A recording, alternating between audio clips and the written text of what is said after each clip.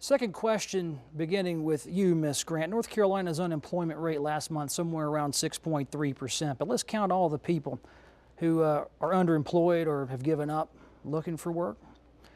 Rate's about 13% or so if you count all of them. I'll ask you, all of you in fact, how do you get those people back to work at a level that makes them feel like they're whole with their skill set? When you're looking at putting people back to work, what you have to look at is, do we have businesses? Do we have an environment that encourages business and business growth? Because we have a culture right now where when people are out of work, they're not going to start up their own business, and that used to be what happened. What we need to do is take the government out of that. We need to take away regulations like Dodd-Frank that keeps the banks from being able to loan money when businesses need it. We need to get rid of the Affordable Care Act, because there are more and more people who are now part-time and less than 30 hours a week, so businesses can keep their doors open. We need to look at encouraging tax reform, because let's face it, we all know that a business has to make a profit, and they're not going to lose that at the expense of employees, and they need to be able to have the money to produce more goods so that they can hire more people. Mr. Harris, what do you say to the unemployed and the underemployed? Well, Kelly, in the midst of this race, I've had the privilege of sitting down with business owners across North Carolina.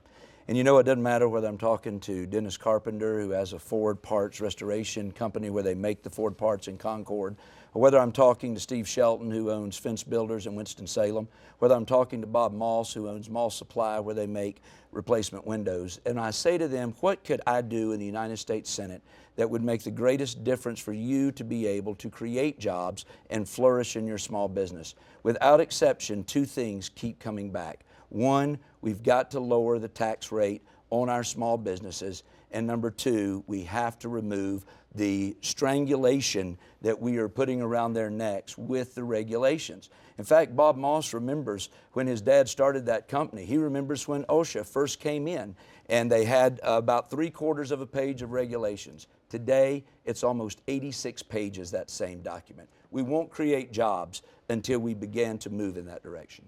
Mr. Tillis, how do you put them all back to work? Well, I'll tell you what I wouldn't do. I wouldn't follow Kay Hagan's failures of Obamacare, which put 2.5 million people out of work. Regulations that are putting hundreds of thousands of people out of work.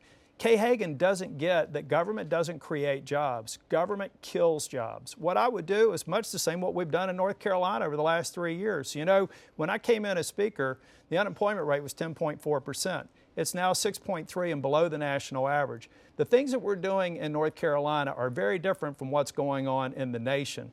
We've cut taxes, we've cut spending, we've balanced the budgets, and we've cut regulations. We've listened to businesses, and we've done everything that we can to get big government out of the way so that businesses can invest and feel confident that they can make investments and not have another shoe drop, as Kay Hagan has done numerous times.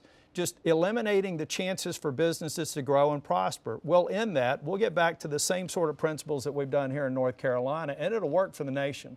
Mr. Brannon. Yeah, government does not cause jobs, right? Entrepreneurs do. I'm a real detail guy, so I read Dodd-Frank and I wrote Obamacare. They destroy the economy. True markets will build up America. We have a Fed now printing money like water. Since 1914, our dollars decreased in value 96%. Since 71, it's decreased 85%. The idea of these word regulate meant to make regular, not to hinder. There are 176,122 federal regulations. Obamacare is going to destroy the economy. State exchange is $684 billion over the next 10 years. What we need to do is understand that when those things are gone, the individual can choose how they're going to do that. That's the job creator, not the federal government.